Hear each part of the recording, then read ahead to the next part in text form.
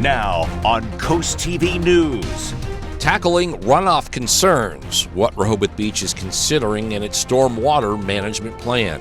Plus, Delaware delay, why benefits were not distributed in time under the state's paid leave program. We're tracking patchy fog and downpours passing through the peninsula this morning, but we are going to rebound this afternoon back to near 60 degrees and all eyes on a coastal storm threat Sunday into Monday. And Milton Makeover, the progress taking place in the multi-million-dollar theater project. This is CoastTV News Today. It is Friday, February 20th, 2026. Good morning. I'm Matt Pensick. Good morning, Matt. I'm Grace Eckerly. Thank you for being up with us during our 5 o'clock hour. And we are arriving at the weekend and the good vibes that go with that. Some good vibes, Matt. I'm sensing, if I had to read your forecast, I'm sensing some yacht rock, maybe a nice dinner. Got dinner in the plans. Oh, okay. This is not yacht rock season, though. I mean, if we're diving into, oh my goodness, the grilling calendar and all that, yacht wow. rock season starts with grilling You're season. laying down the judicial law. No yacht rock season. We'll put a pause on that because Chris is telling us that the weather certainly it's not is going to be yacht rock worthy weather. Let's get the first alert meteorologist Chris Masterbone on the Weather Center. That's for later on, Chris. Today's actually looking like a decent day once we get past this dampness. Yeah, that's right. Good morning, Matt and Grace. Plus, good morning, Delmarva. It's another damp start across the area this morning. Taking a live look into Milford, 42 degrees, so somewhat of a balmy start. We are seeing some patchy fog primarily across the midshore through Cambridge. So if you're venturing over to the Chesapeake Bay Bridge, you're going to be encountering some fog this morning. Temperature-wise, upper 30s at the coast. Generally, most of the area is in the lower to mid 40s. We are dry at the moment. We have one batch of rain pushing into the northern midshore through Dover. This area of rain is pushing into southeastern Pennsylvania. This area of rain across West Virginia, that is our rain that's going to be pushing into our neck of the woods after about 7, 8 o'clock this morning. That's all ahead of a cold front that's going to be pushing through tonight. So we have the rain after about 7 a.m. pushing through the heart of the peninsula through about 9, 10 o'clock. It should be out of here by lunchtime, and then we are going to be improving by the afternoon as temperatures are actually going to be getting up to near 60 degrees this afternoon ahead of the front. We salvage at least part of the weekend. Saturday, definitely the pick of the weekend, and then we go downhill as we go into Sunday as that coastal storm could bring some significant impacts to the area. I'll detail that more entirely in my full 7-day forecast. Thank you, Chris. And our top story this hour, efforts in Rehoboth Beach to improve storm water quality. CoastTV News reporter Elisa Weber is live in Rehoboth. Elisa, the plan involves projects that aim to enhance stormwater quality by reducing pollutants and managing runoff. Good morning, Matt and Grace. Right now, I am at Lake Gerar here in Rehoboth Beach, and a major part of the Stormwater Management Master Plan is to improve the water quality of the city's lakes. According to this project, dredging Lake Gerar would increase holding capacity and assist in improving water quality and the habitat. Another goal of the plan is to identify alternatives to reduce beach advisories caused by water quality issues. Another element, the ocean outfall configuration project, would improve aesthetics and reduce beach erosion. There is a recommendation to install special concrete pavers, which will allow rain to infiltrate, reducing runoff and improving water quality. This project, along with the rest of the recommendations, will be further discussed this afternoon at 2 o'clock at the City Commissioners meeting. Back to you. Lisa Weber live in Rehoboth Beach, and we're going to stay in the city as commissioners there are also looking at recommendations on traffic control. This includes installing additional speed limit signs on heavily traveled streets. There's a special emphasis on State, Henlopen, and Columbia streets. There's also a look at installing on a permanent or rotating basis speed readers. Those are those radar indicators with a focus on those same 3 streets. There's also discussion with Police Chief Keith Banks on increasing enforcement of the posted speed limit. Happening today in Rehoboth Beach, discussion and possible consideration of the draft budget for fiscal year 2027. Commissioners will hold a special budget meeting today. According to the agenda, some of those main topics include water, comfort stations, fee schedules, and capital budget adjustments. Rehoboth Beach leaders will gather in just a few hours from now at 9 a.m. Today, Bethany Beach Town Council looking at a possible change to its parking permit system. The Budget and Finance Committee had previously recommended the town stop giving property owners a free beach permit and also raise the price of the beach permit. This is one of several topics that Town Council is expected to take up at this afternoon's meeting. Parking revenue is a continuing focus in Lewis, as well as that city is debating fee hikes as part of its fiscal year 2027 budget. Leaders could discuss a proposal today that would increase the hourly rate for in-town meters to $2.50 and beach parking to $3. The city says that if the fee changes go into effect this summer, it will generate an additional $250,000. City officials will gather a few hours from now at 9 a.m. South Bethany police are reporting a spike in speeding violations during the most recent town council meeting. South Bethany January police reports showed 56 traffic tickets were handed out, and the bulk of those tickets, 34 of them, they were for speeding. It's a lot more than what we saw in January of 2025, when only 18 total traffic tickets were issued, just 11 of them for speeding.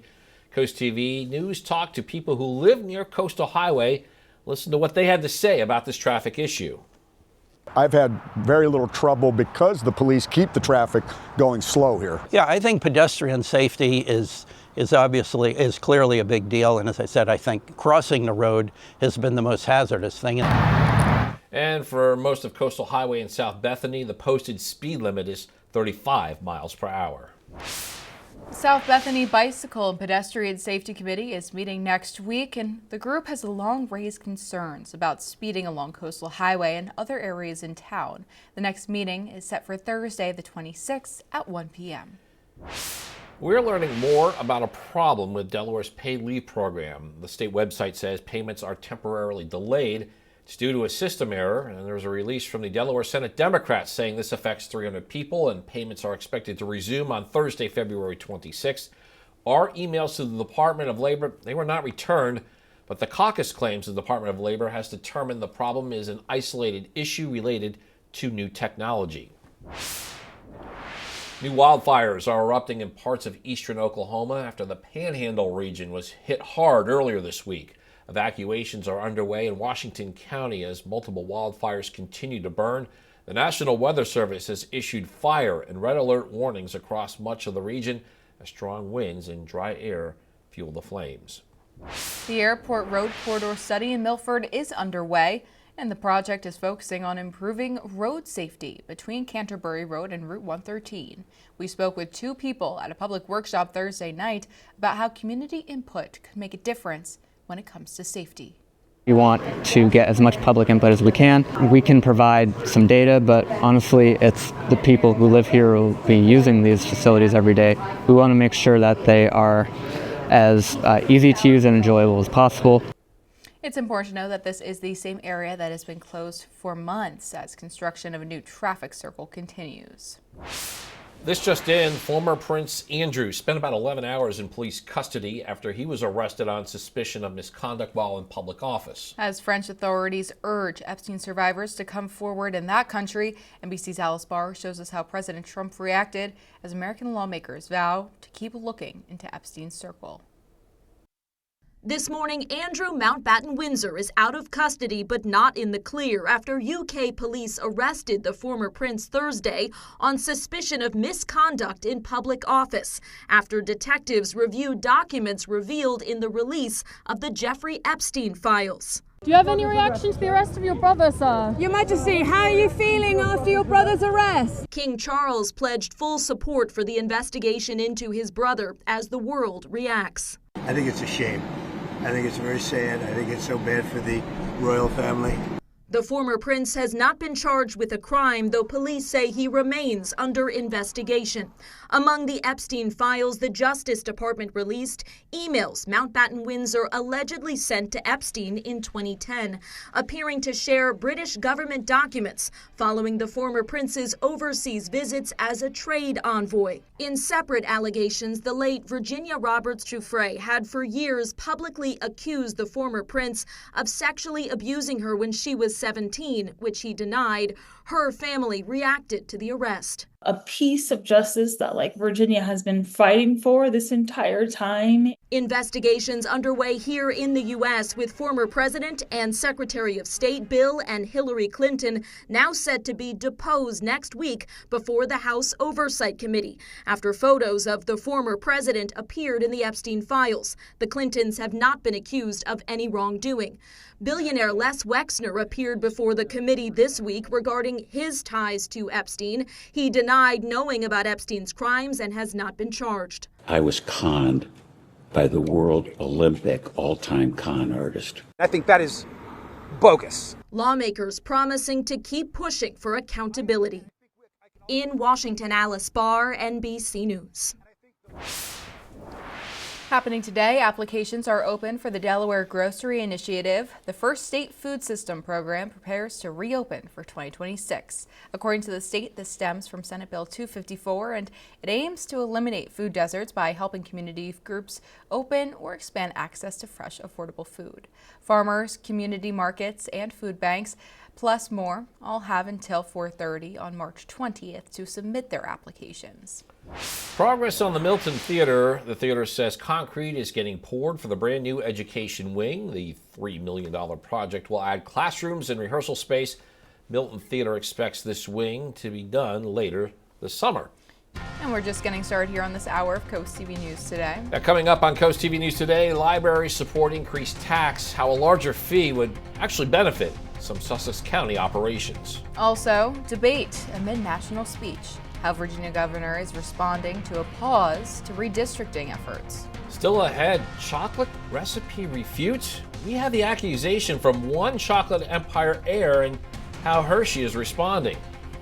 And there is First Alert meteorologist Chris Mastrobono in the Weather Center. We have a round of rain heading our way, and Chris is updating those numbers to tell you about. We check in with him next. We made it to Friday, Delmarva, and it's a mild start. Damp one out there in Salisbury, 47 degrees right now. And you can see visibility pretty good across most of the peninsula. We're dealing with some patchy fog in and across the midshore. We have an east wind right now, so temperatures are generally in the lower to mid 40s. We are tracking another round of rain. Some rain beginning to build into Kent County at this hour. We're pretty dry for most of the peninsula, but this area of rain, you can see some heavier rain extending from Charleston through most of West Virginia and western Maryland. That area of rain is going to be pushing through the region as we go into the morning hours. After about 7 o'clock, so the rain will be with us with periods of downpours at least through midday, but we do make a rebound by the afternoon as we get into the lower to mid 50s at the coast, a little milder inland with temperatures approaching 60 degrees. I'll have the latest on our coastal storm threat later on in the weekend coming up in my full forecast. Thank you, Chris. A right whale slow zone is in effect in Ocean City now until March 4th following the detection of right whales east of Ocean City. This means that boaters are required to drive 10 knots or less in the area. Happening today in Berlin, Atlantic General Hospital is celebrating 20 years of its auxiliary thrift shop, and organizers will honor the milestone with a special commemoration that will recognize volunteers and supporters. The store opens at 10 a.m. and the anniversary event begins at 11. Now, a feud is brewing in the world of chocolate. Oh no. Brad Reese is the grandson of H.B. Reese, the man who invented the famous Reese's Cups, and he's alleging that the Hershey Company changed the ingredients of the iconic peanut butter treat. Reese's accuses Hershey of placing the chocolate with compound coatings and using flavored creams instead of peanut butter. Hershey did respond and confirmed it still uses chocolate and peanut butter to make those cups. Oh boy, that's my favorite candy, so big news there. Super Bowl champion Seattle Seahawks are officially up for sale. Late Microsoft co-founder Paul Allen bought the team in 1997, but his estate is now moving forward with a formal sale to comply with his final wishes. Industry analysts say the Seahawks, who just secured their second title in franchise history, could fetch a record price tag, something maybe, Chris, you could afford. Ooh, I have to look at my, oh man, that would be quite an expense on my bank account. As we take a look, patchy fog, damp conditions this morning. We are tracking a period of rain this morning, so keep that umbrella handy, but we are going to rebound and end the day on a positive note. But as we go into the weekend, things are going to change. I'll break it down. Full forecast is up next. Time is 5:19, and you are looking live at Milford on this early Friday morning. And Chris, you are tracking another round of rain heading our way. Yeah, we had the rain that moved in yesterday afternoon through the evening, and we've had pretty much of a lull overnight. You see pretty dry, but wet ground there, very damp this morning in Milford, 43. Not much in the way of fog through most of the peninsula. We are seeing some areas of fog across portions of Dorchester as well as portions of Caroline counties, but we do have a dense fog advisory up through 10 a.m. for the Chesapeake Bay. Temperature-wise, we're 37 in Rehoboth, 42 in Georgetown. You can see the wind flow out of the east-northeast, anywhere between about 10 to 15 miles an hour. So if you're making your way up through Dover, Newcastle County, you're going to encounter some rain. You can see some moderate pockets of rain pushing through southeastern Pennsylvania. Our batch of rain is still off to the west here, extending from Kentucky up through West Virginia, and this is going to be pushing through the area later on this morning, all ahead of a cold front. This area of low pressure is going to kick up into the Great Lakes and send that cold front into our area. Look, by 9:30, Futurecast showing some pretty heavy rain pushing through the region. As that pushes offshore by around 11 o'clock, we are going to rapidly dry out through the afternoon. In fact, we soar into the upper 50s to near 60 ahead of that cold front that's going to be pushing through later on this evening. So we're looking at an additional ½ an inch to 3/4 of an inch of rain by midday today. We get up to 59 in Georgetown. I think Salisbury, Snow Hill, Princess Anne could get up to near 60 degrees by this afternoon. The weekend starts off on a great note. 53 degrees, partly cloudy skies, but then that coastal storm that we've been talking about for days now will be impacting the region. So what we know right now is it's going to begin as rain, then change to wet snow. We need heavy snow to overcome the warmer ground temperatures. Now, generally thinking right now a widespread 3 to 6 inches across the area. We could see upwards of 6 inches or more if we see that sweet spot set up over the peninsula. So Futurecast shows that area of low pressure pushing offshore. As that low deepens and intensifies, the storm is going to pull colder air down, changing that rain over to snow. The other thing, if you're team snow, this storm is coming in overnight, so we don't have the sun angle to worry about, and then it quickly exits by Monday afternoon, and it does turn quite blustery. We could see near blizzard conditions at a time during Monday morning as those winds really begin to pick up, gusting 35 to 45 miles an hour. We have red alerts in place Sunday night into Monday morning. Now the good news is, if you're not team snow, we're not going to be dealing with frigid temperatures behind this storm. Briefly colder Monday into Tuesday, and then we're right back up to the 40s and 50s by Wednesday and Thursday. Matt. Thank you, Chris. Virginia's congressional redistricting could get stopped in its tracks. On Thursday, a judge issued an injunction to a referendum that would give voters the choice. Now, some Democratic lawmakers are looking to redraw the map. The new map would put the Eastern Shore District 2 in a more left-leaning district. One Accomack County official says the proposal does not solve anything. We're not fixing anything because in Virginia we have a nonpartisan approach to districting, which was approved in 2020 in a referendum by the people. So you wonder if there would be, as Virginia is one of the red counties in the state, if we would be truly represented if we're not given a chance to elect our own representatives, which this would be dictated from other parts of the state. And according to Governor Abigail Spanberger, this is Virginia's response to what other states are doing. Virginia's new governor, Abigail Spanberger, is set to deliver the Democratic response to President Trump's State of the Union address. Spanberger was just elected in November and has previously served in the U.S. House and as a CIA officer. The location of where she'll deliver that address has yet to be determined. Still ahead, from local history to film, food, and fun. There's plenty of events to attend to on Delmarva this weekend. Got to look at some cool things to do. Up next, Coast TV News Today is back after this. Independent libraries in Sussex County are getting behind an increased library tax. There are 14 public libraries in Sussex County, and 11 of those are independent, meaning they are not fully funded by the county. Library directors say that the tax, which costs neighbors anywhere between $4 and $23, helps them keep afloat. But Sussex County has not raised its library tax in nearly 20 years, leaving libraries to rely more and more on fundraising. We have a deficit of nearly $300,000 to $400,000 that we need to make up annually just in order to operate. And operating means just keeping our lights on, just keeping our day-to-day operations happening, having our programming, paying our staff.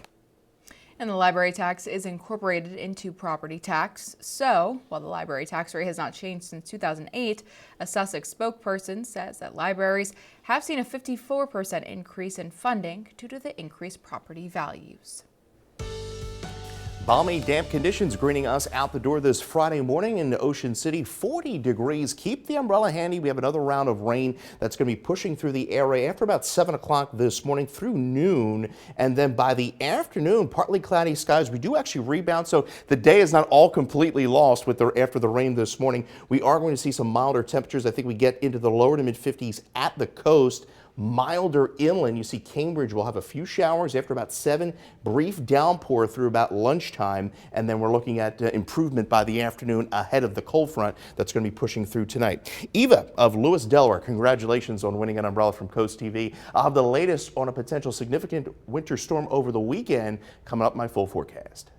Thank you, Chris. And new this morning, cabin fever this time of year is real. Grace, I can attest to that. You can, Matt. Well, luckily there's a lot happening all along the coast this weekend. CoastTV News reporter Christina DiRoberta shows us all the cool things that there are to do. It's one of the last weekends of February, and there are 2 Black History Month events happening this weekend that you should know about. One, the Lewis African American Heritage Commission hosting This Used to Be My Playground. It's a chance to hear stories about the old Lewis community playground and what it meant to generations of local families. It's a free and meaningful way to spend your weekend. And also, the Rehoboth Beach Film Society is teaming up with the Southern Delaware Alliance for Racial Justice for the 7th annual Rehoboth Beach Black American Film Festival. It runs all weekend, featuring award-winning films and celebrating the work of Black artists in film. If you're itching for a vacation this year, you'll want to hit the Cheer Center from 10 to 2 on Saturday for the Cheer Travel Show. You can explore trips from travel agencies, cruise lines, and resorts all in one place, and admission is free. Sunday also has plenty going on. Thompson Island Brewing Company hosting its 4th annual Chili Cook-Off, where you can sample different chilies and vote for the best chili of the year. And if you need something to wash that chili down, Sunday is National Margarita Day. The Big Chill Surf Cantina is serving up $6 house margaritas all day long. For more details, visit our website, coasttv.com, and click on Cool Things to Do. Now on CoastTV News. Speeding stats soar. I think crossing the road has been the most hazardous thing. How a new report in South Bethany is signaling old concerns about traffic in the town. Tackling runoff concerns, what Rehoboth Beach is considering in its stormwater management plan. Plus, traffic taming talks. The streets that the nation's summer capital are targeting drivers who exceed the speed limit. We're tracking patchy fog and downpours passing through the peninsula this morning, but we are going to rebound this afternoon back to near 60 degrees, and all eyes on a coastal storm threat Sunday into Monday. This is CoastTV News Today. February 20th, 2026. Good morning, everybody. I'm Matt Pensick. Good morning, Grace. Good morning, Matt. I'm Grace Eckerly. Thank you for being up with us today. Grace, it's 5:32 a.m. and it is a Friday. You can sing it, Matt. It's Friday. Gotta get down on Friday. And we also are very excited because Sunday is National Margarita Day. I just saw that. If you just missed it a couple minutes ago, you can catch it again in our 6 o'clock hour with cool things to do. But yeah, that got my attention, Grace. Yeah, after Chris is forecasting a little bit of a hectic storm this weekend, I will be fine sitting with a skinny marg. I thought you said $6. after Chris's forecast now, we'll head out for one of those. A little if I too had early it my way. Oh no, this is our fun this morning, but it's 5 o'clock somewhere. Right? That is 5:30 a.m. here. That is the rule. All right, let's get the first alert meteorologist, Chris Mastrobono. Chris, we're going to put that snow stuff aside for now because you actually have a decent day once we get into the afternoon today. Exactly. And Matt, you may not like what I have to say about Sunday, but hey, National Margarita Day, so we have something to look forward to as we go into the weekend. Right now, Salisbury, you can see the low cloud deck there. 47 degrees, so we're primarily dry throughout the area. We also are pretty doing good with as far as any dense fog is concerned. Just dealing with some fog there across the western portion of the peninsula. We're holding at 42 in Milton, 42 Georgetown, 37 in Bethany Beach. And we have some shower activity pushing through Dover and points north at the moment, but we are primarily dry for most of the peninsula. We're tracking this moisture extending from Charleston up through western Virginia. That area is going to be making a beeline towards our area later on this morning after about 7 o'clock tonight. So keep the umbrella handy. Use some caution on the roads at least through about 11 this morning. Then we're looking at much more better improvement by the afternoon as we dry things out and we make a run at near 60, especially across Salisbury, Georgetown, many of the interior portions of the peninsula. I'll have the latest on our coastal storm threat this weekend here in a few minutes. Thank you, Chris. Our top story this half hour are the efforts in Rehoboth Beach to improve stormwater quality. Our Lisa Weber is live in Rehoboth Beach. This plan involves improving stormwater quality by reducing pollutants and managing runoff. Good morning, Elisa. Good morning, Matt and Grace. I am here at Lake Gerar in Rehoboth Beach, and a major part of the stormwater management plan is to improve the water quality of the city's lakes. According to this plan, dredging in Lake Gerar would improve the holding capacity and assist in improving water quality and the habitat. Another goal of the plan is to identify alternatives to reduce beach advisories caused by water quality issues. Another element, the Ocean Outfall Reconfiguration Project, would improve aesthetics and reduce beach erosion. There is a recommendation to install special concrete pavers, which will allow rain to infiltrate, reducing runoff and improving water quality. These recommendations, along with a bunch of other improvements the city is looking at, will be further reviewed this afternoon at the City Commissioner meeting at 2 o'clock. Back to you. Thank you, Elisa. In Rehoboth, now the Rehoboth Beach Commissioners, they're also looking at recommendations on traffic control. This includes installing additional speed limit signs on heavily traveled streets with a special emphasis on State, Henlopen, and Columbia streets. Installing on permanent or rotating bases speed readers. Those are the radar indicators with a focus on those same 3 streets, and also possible discussion with Police Chief Keith Banks on increasing enforcement of the posted speed limit. Today, Bethany Beach Town Council looking at a possible change to its permit parking system. The Budget and Finance Committee had previously recommended the town stop giving property owners a free beach permit and also raise the price of the beach permit. It's one of several topics the Town Council is expected to take up at this afternoon's meeting. Parking revenue, also a continuing focus in Lewis as the city looks to debate fee hikes as part of its fiscal year 2027 budget. Leaders could discuss a proposal today that would increase the hourly rate for in-town meters to $2.50 and beach parking to $3. The city says that if the fee changes go into effect this summer, it will generate an additional $250,000. City officials will gather in just a few hours from now at 9 a.m. The Airport Road Corridor Study in Milford is underway. It's a project that is focusing on improving safety between Canterbury Road and Route 113. And CoastTV photojournalist Matt Hipsman was at that workshop and shows us how community input could make a difference when it comes to safety. We are looking at the Airport Road Corridor in Milford. It's a busy corridor, a lot of traffic going on, a lot of commercial activity, and we are trying to look into some potential solutions for the roadway, so improve the flow of traffic, make things safer, and also improve connectivity for bicyclists and pedestrians. How do we make the corridor safe and functional for all people who need to use it? I think a big issue that people have with roundabouts is they just aren't necessarily familiar with them. They don't know how to use them. But I mean, this right here, Fast Facts will tell you that roundabouts save lives. If there are accidents, they're not fatal. Cars can be replaced, people cannot. Because there's another roundabout going in at the intersection with Canterbury Road right now, some residents have mentioned that they want to see how that one operates first before okaying another one. The good thing is that's why we're here. We want to get as much public input as we can. We can provide some data, but honestly, it's the people who live here who will be using these facilities every day. We want to make sure that they are as easy to use and enjoyable as possible. We want to get as much input as we can while we're doing this. South Bethany police are reporting a spike in speeding violations during the most recent town council meeting in January. The police report showed 56 traffic tickets were handed out, and the bulk of those tickets, 34 of them, were for speeding. That's a lot more than we saw in January 2025 when only 18 total traffic tickets were issued, and just 11 of those were for speeding.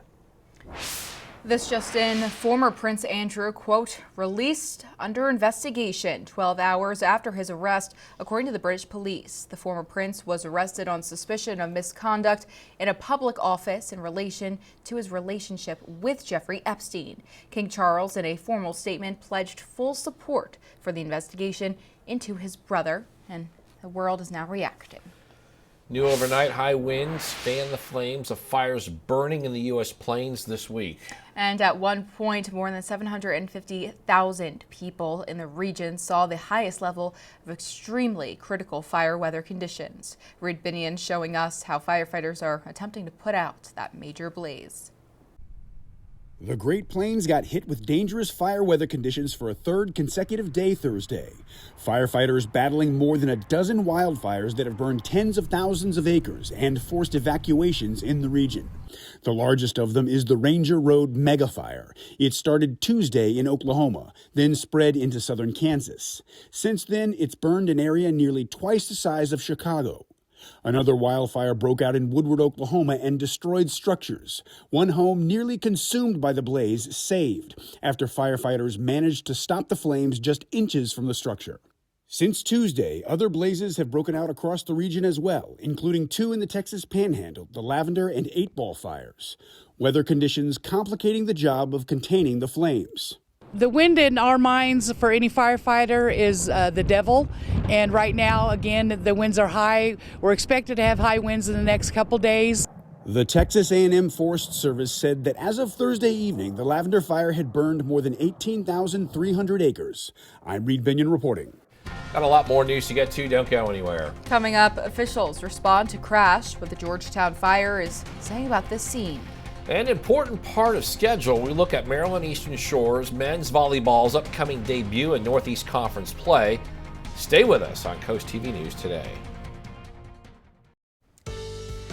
Hope this Friday morning is treating you well, Delmarva. We have some damp conditions out the door this morning from the rain we had last night in Salisbury. We're at 47 degrees, so we're quite mild out there. Doing pretty good as far as the visibility is concerned. We're at 43 in Cambridge, 38 Bethany, 40 in Lewis. We have a few light showers northern midshore in through Kent County, but we are tracking some moderate to heavier rainfall back across West Virginia. That's going to be swinging through our neck of the woods later this morning, but it should be out of here by midday. We rebound back to near 60 degrees, so we salvage the afternoon. As we go into the weekend, all eyes are on that coastal storm threat that will bring rain transitioning to some heavy wet snow as we go into Monday morning. You get your latest forecast by calling our First Alert Weather phone. I'll have the latest details on that coastal storm threat here in a few minutes. Thank you, Chris. Two cars are in need of repairs after a crash in Georgetown on Thursday. The Georgetown Fire Company says this happened around 2:23 p.m., and this is what we are showing you right now. Officials say they responded to the scene. It was at the intersection of Lewis-Georgetown Highway and Providence Park Lane. There's not an update on any injuries. Submissions are still open for the 2026 DENREC Photo Contest. Pictures from 4 categories will be accepted. Those include hunting and fishing, people enjoying nature, watersheds, landscapes and waterways, and finally, wildlife and aquatic life. People can submit up to 3 photos, and officials say that the deadline to submit is April 15th by 4:30 p.m. The Delmarva Sports Network from the Wawa Studios. In a program's first season, there are always a lot of firsts. First win, first sweep victory, first home dub. All of those have come and gone. UMES is 10-5 after non-conference play, which is quite the successful stretch for such a new team. That part of the season wrapped up over the last few days when Maryland Eastern Shore beat Roberts Wesleyan 3-0 and 3-1. Next up, the Hawks have another first, their Northeast Conference debut. Head coach Dr. Anitra Brockman says her team is ready to go. You know, every step of the way we're making history as a program, and next week is no different with the NEC. So just very excited. We've set goals for ourselves, and I think our non-conference play has helped us get prepared for the NEC conference play, and we're ready to face those opponents and introduce ourselves to the conference. You can watch the Hawks make their introduction live on DSN Plus next Thursday at noon. That's when UMES hosts Dewville. That'll do it for sports. Have a great day, everyone. And coming up on DSN at 6:30, we have a replay of the Salisbury University Christopher Newport women's basketball game, and then you can catch the final score at 10:30. On DSN Plus, tonight's exclusive, it's an Easy-Act girls basketball matchup when Worcester Prep travels to St. Peter and Paul. That one is at 5:30. Entertainment news now. Here's David Daniel with today's Hollywood Minute. If D-Day is cancelled, we will lose this war. The final decision on the timing of D-Day will be mine, and mine alone. The biggest seaborne invasion in history hinges on a weather report in the official trailer for Pressure. Oscar winner Brendan Fraser plays General Dwight D. Eisenhower in the war drama alongside Andrew Scott, Kerry Condon, and Damian Lewis. Pressure lands in theaters May 29th. I think it's really just exciting. Phoebe Dynevor is ready to hit the beach. The Bridgerton and Fair Play star is set for a lead role in Beach Read. She'll play a romance novelist who's dealing with writer's block and grief in the adaptation of the best-selling novel by Emily Henry. When I grow up, I want to be Noah Wyle. Oh, wow, you got me choked up there, buddy. An ER reunion is just one highlight of this year's Movies for Grown-Ups Awards with AARP. The event honoring 2025's finest film and TV achievements by 50-plus talents, including this year's Career Achievement honoree, Adam Sandler, premieres Sunday on PBS stations, pbs.org, and the PBS app.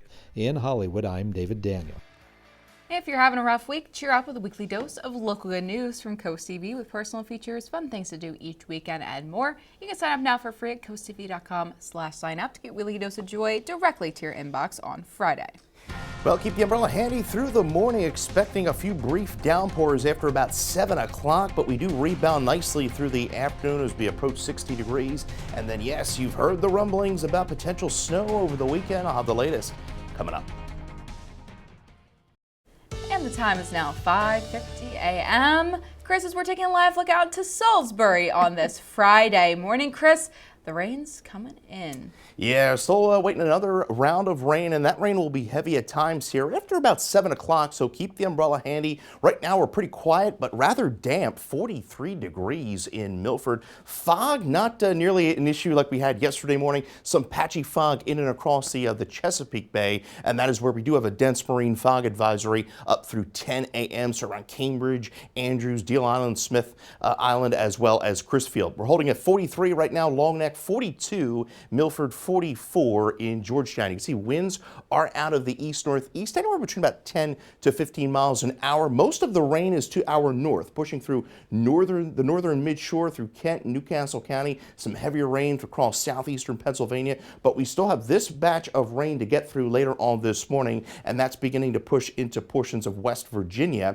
Cold front still back off to the west as this area of low pressure kicks up into the Great Lakes. You see by 9:30, 10 o'clock, raining pretty heavy, maybe even a rumble of thunder. As we go into about 11, you could see most of that energy pushing offshore. And by the afternoon, looking pretty nice. We dry things out. Temperatures getting to near 60, and that's ahead of the cold front that will be swinging through later on this evening. So we squeeze out another half an inch to a quarter inch of rain. Most of the rain we had last night was generally about a quarter of an inch throughout most of Delmarva. By the afternoon, we get up to 59 in Long Neck, 59 Milford, to near 60 in Salisbury. We begin the weekend on a high note, 53 on Saturday, partly cloudy skies. Unfortunately, it goes downhill Sunday. We've been talking about this coastal storm. Still trying to nail down a track and intensity, but we have heavy snow that's going to be developing by Sunday night. Now, the ground is quite warm, so we need heavy snow to overcome those warmer ground temperatures. Thinking right now a general widespread 3 to 6 inches. We could see locally up to 6 or more inches, and then we're looking at those winds to begin picking up, especially at the coast as this storm deepens. You can see the rain beginning Sunday afternoon, and then as that storm begins to intensify, that colder air gets pulled down from the upper levels of the atmosphere, and that rain will transition to heavy wet snow as we go into Monday morning. So the Monday morning commute looking pretty slick at this hour, and look at those winds that are going to be howling on the peninsula as we go into Monday. As that storm pulls away, it's going to be quite blustery and cold into the start of next week. Now, the good news is, if you hate the snow, it's not going to stick around that long. If you're like Matt Pensick, because look at those temperatures are going to be right back up to near 50 degrees by Wednesday. Going with Metallica on that one, Chris. I saw a lot of red there. We're now looking live at downtown Milan, Italy, where there is sunshine at one of the host cities for the 25th Olympic Winter Games. Chris, it's about 58 degrees there as they close in on the noon hour. So now let's take a look at the medal count. Jumping into second place overall, how about Team USA with 9 gold medals, 12 silver, 6 bronze. It brings their total to 27. Norway still in the lead. They have 16 gold, 8 silver, 10 bronze. 34 overall, and we have Italy with 9 gold, 5 silver, 12 bronze. Their total is 26. And it is day 17 of competition of the Olympic Winter Games, and our coverage continues all the way to the closing ceremonies on February 22nd, right here on Coast TV. And I think this is our final programming note for this category. Due to the Winter Olympics, through the 20th today, you can catch Jeopardy on our sister station, Fox 21, at its regular time, 7:30 p.m. Same show, same time. It's a different channel while the games are on. Well, many people will be happy for that. The time is now 5:53 a.m. Matt Pensick, we're checking in with our adoptable Coastal Pet of the Day. That is what we do on Friday. Today's Coastal Pet of the Day, like every Friday, comes to us from the Brandywine Valley SPCA. And on your screen right now is Roxy. Roxy's a very sweet lady who just wants a comfy bed or a blanket, a bowl of food, and lots of love. Roxy is a gentle soul who would love to meet you and your family. So if you want to adopt Roxy or any other lovable pet, head on over to the Brandywine Valley Matt, SPCA. she looks so sweet. She does. Making me emotional this Friday morning. Maybe home with Grace? Maybe. Does she want to go on walks at 1 in the morning before coming over here? Maybe she would. Maybe she would. Well, we want to see more of your pets on Delmarva. You can send us photos. Tell us what makes them so special to you if you take a look at your screen now. Yeah, scan that QR code top center, get your friends to us, and then watch weekdays from 5 to 7 a.m. to see all the pets we feature. We're bringing back First Alert meteorologist Chris Mastrobono. Chris, 50 degrees for Friday this afternoon. Yeah, I'll tell you what, we're going to rebound pretty nicely after we get past this wave of rain. Still back off to our west. You can see it pushing through portions of West Virginia as well as western portions of Virginia and the Carolinas. And this is going to be all pushing into our area later on this morning. It should be out of here by lunchtime. All eyes on that coastal low. We have red alerts in play for Sunday night into Monday morning. Rain going over to heavy wet snow into Monday morning.